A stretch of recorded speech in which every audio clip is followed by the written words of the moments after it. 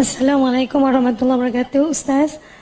Okay, I want to ask you about what's your opinion about Islam and politics. In Akhirah, we will be asked about why we choose that leader. Because Malaysia will have general election.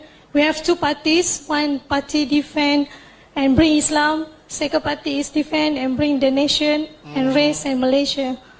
What's your opinion? Well, I don't know anything about Malaysian politics. No, just... But I do have a lot of opinions about Islam and politics. So I'll share that with you. Okay? Because I think it's a serious topic. You might not like what I say, but that's okay. Because I have a flight soon. No, I'm kidding.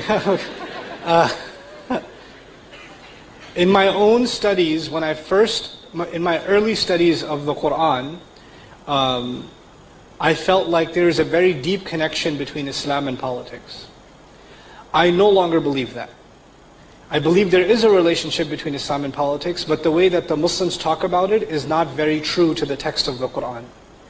As a matter of fact, in my understanding, in the entire Quran, maybe one ayah is about governance. Maybe one. الَّذِينَ إِن مَّكَّنَّاهُمْ فِي الْأَرْضِ. That's the only ayah. I don't see any other ayah in which directly governance is talked about. Ahkam of Allah, yes. Justice, yes. But then justice was being talked about in ayat at a time when Muslims had no government. As a matter of fact, even the way we think about implementing the ayat of Quran, I feel that we oversimplify things. For example, how many times have you heard, if Allah said it, you must do it? Right? Simple. Allah said it, you must do it. The ayat of Hajj came in Medina, in Baqarah, early Madani ayat. All the ayat are early, before Badr even, some of them. Did the Muslims do Hajj? No. They did Hajj many years later. They were reciting the ayat of Hajj and the manasik and all, but they weren't doing it. Why aren't they doing what Allah said? It's not time yet. It's not time. So we have this kind of, I argue an extreme view of how Islam is applied. Okay? As far as citizenship is concerned, I won't comment on your politics or what party and what candidate, or who's Islamic and who's not Islamic. I would argue that your responsibility as a citizen is to look at the rights of all citizens, not just the Muslim citizens, and to look at the candidates that are best for the nation.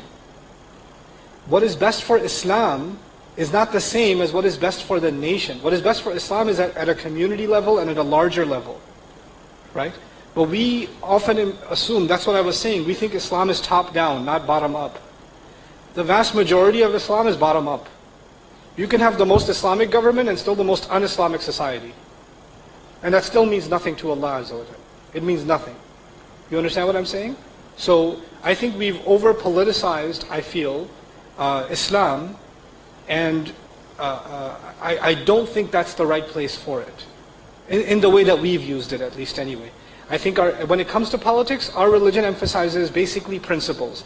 Justice, transparency, ensuring the rights of others.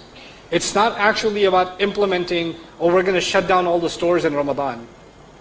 Or we're going to make sure the women that don't wear hijab, or something else. Or we're going to burn all the liquor stores. Where? When did that happen in Islamic history?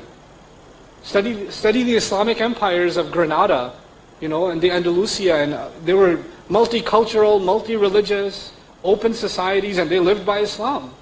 And they thrived. Some of the greatest civilizations of Islam were like that, right? And if some of the people today that talk about Islam were there, they would be like, astaghfirullah, astaghfirullah, astaghfirullah.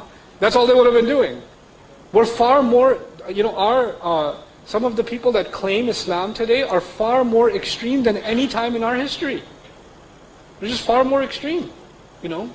So we need to get a better understanding of our own history, in my opinion. We don't have that.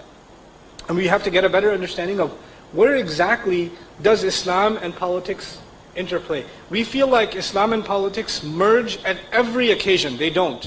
There are many parts of our life where Allah left us to make our choices. You tell me. I live in America, right? And when I vote, obviously I'm not insane, but I have to pick between two bad choices. I have to pick between insane and evil. I don't know which one to go with. Like, you know.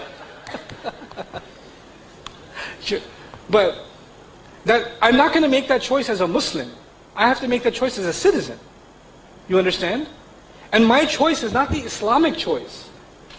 It's the choice based on my common sense. The same is true of you. You're not making an Islamic or un-Islamic choice. You're making a responsible choice as a citizen based on the information that you have. So I feel that Islam is unnecessarily pushed into this space, and it creates a lot of disaster.